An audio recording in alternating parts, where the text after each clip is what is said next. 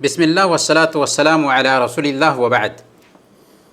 سلطان صاحب نے پوچھا ہے کہ کمپنیوں کے شیئرز خریدنے کے تعلق سے اسلام کا کیا موقف ہے، اس کی وضاحت کر دیں۔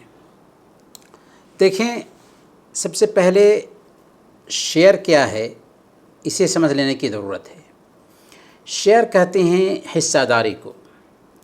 آج کل بڑی بڑی عالمی کمپنیاں حصص اور شیئرز کی بنیاد پر چل رہی ہیں۔ مختلف لوگوں کے سرمایے ان میں لگے ہوتے ہیں اور کمپنی ہر ایک کو اس کے فوائد دیا کرتی ہے۔ اس سلسلے میں اسلام کا موقف یہ ہے کہ عمومی طور پر شیئر ہولڈر بننا، شیئر خریدنا جائز ہے۔ ایک آدمی کے پاس سرمایہ ہوتا ہے لیکن اسے کاروبار کرنے کا ٹیکنک معلوم نہیں ہوتا، اور کسی دوسرے آدمی کے پاس سرمایہ نہیں ہوتا لیکن اسے کاروبار کرنے کا ٹیکنک معلوم ہوتا ہے،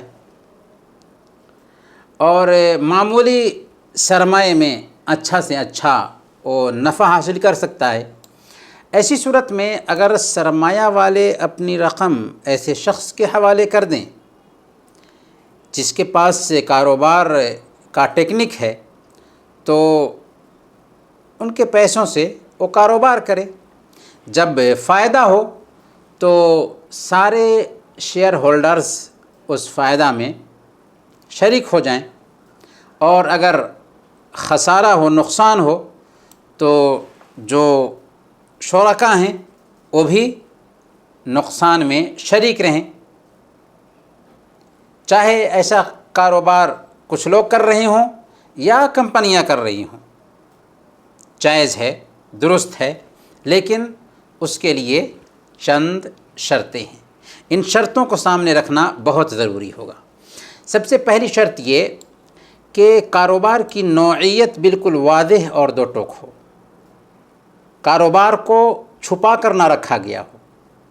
چاہے کوئی اللہ اور کتاب و سنت کا ہزاروں مرتبہ نام کیوں نہ لے رہا ہو، لیکن کاروبار کی نوعیت بالکل واضح ہو، دو ٹوک ہو، کوئی بھی چیز چھپا کر نہ رکھی گئی ہو۔ دوسری بات یہ کہ کاروبار حرام کسی کام پر مبنی نہ ہو، یعنی بنیادی کاروبار کسی حرام کام پر ڈیپینڈ نہ کرتا ہو۔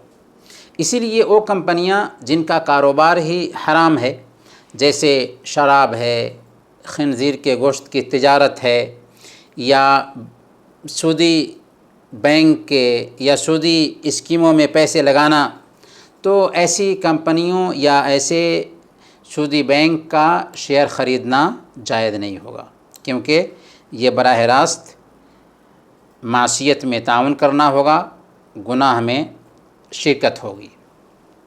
تیسری شرط یہ ہے کہ کاروبار کرنے والا بذات خود مسلمان ہو، کیونکہ غیر مسلم کا سود سے مامون ہونا مشکل ہے۔ اس لیے اگر اللہ تعالیٰ نے ہم کو سرمایہ دے رکھا ہے اور ہم کمپنیوں کا شیئر خریدنا چاہتے ہیں تو اس بات کی گنجائش پائی جاتی ہے، لیکن آپ کی یہ بھی ذمہ داری بنتی ہے کہ شیئر خریدنے سے پہلے معاملہ کی پورے طور پر تحقیق کر لیں کہ واقعی جس کمپنی کا آپ شیئر خرید رہے ہیں اس کمپنی کا کوئی بھی کاروبار حرام نہیں ہے۔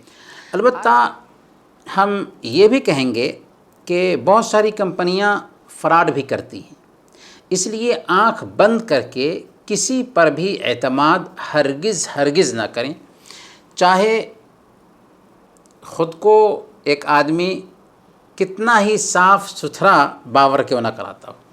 اور دوسری بات یہ بھی ہے کہ آپ پہ جو رقم لگائیں وہ آپ کے پاس زائد رقم ہو، اسی کی آمدنی پر آپ ڈیپینڈ نہ ہوں، یعنی آپ کے پاس کوئی کاروبار ہو جس کے ذریعہ آپ اپنے بچوں کی کفالت کر رہے ہوں، اور جو زائد رقم ہے وہ رقم آپ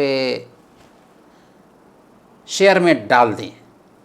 اگر نقصان ہوگا تو آپ کو اس کا زیادہ خسارہ محسوس نہیں ہوگا، ورنہ اگر کاروبار ڈوب جائے یا سرمایہ ہی ڈوب جائے تو پھر آپ کی حالت خراب ہو جائے گی. اور یہاں پر ایک اہم نقطہ جو ہمیشہ دھیان میں رکھنا چاہیے، جب بھی ہم کاروبار کر رہے ہیں تو حلال پروفٹ تبھی ہوگا جب کہ دو شرطیں وہاں پر سامنے میں ملحوظ ہوں گی. پہلی چیز یہ ہے کہ ہم نفع اور نقصان دونوں میں شریک رہیں، اور دوسری چیز یہ ہے کہ نفع کا تناسب طے ہو، قطعی مقدار طے نہ ہو. کیونکہ سود میں کیا ہوتا ہے، آپ نقصان میں شریک نہیں ہوتے اور نفع کی قطعی مقدار طے ہوتی ہے، تناسب طے نہیں ہوتا. قطعی مقدار سے مطلب کیا ہوا کہ آپ ہم کو ہر مہینہ 10,000 دے دیں، 5,000 دے دیں، 20,000 دے دیں، ایسا نہیں چلتا، یہ سود ہو جائے گا. لیکن اگر پرسنٹ طے ہے، 10%، 20%، 30%، اگر اس پر اتفاق ہے اور نفع اور نقصان دونوں میں آپ شریک ہیں تو جائز ہوگا. یہی حلال کاروبار ہے. اور سود میں کیا ہوتا ہے کہ نفع اور نقصان دونوں میں آپ شریک نہیں رہتے اور آپ کو ایک قطعی مقدار میں پروفٹ ملتا ہے، اس لیے یہ سود ہے. اور جب نفع اور نقصان دونوں میں شریک ہوں اور پرسنٹ طے کیا گیا ہو، قطعی مقدار طے نہ کی گئی ہو، تو یہ کاروبار ہے جو حلال کاروبار ہوتا ہے. اللہ تعالی ہم سب کو حلال کاروبار کرنے کی توفیق عطا فرمائیں. وصلی اللہ علی نبینا محمد وعلی آلہ وصحبہ اجمعین.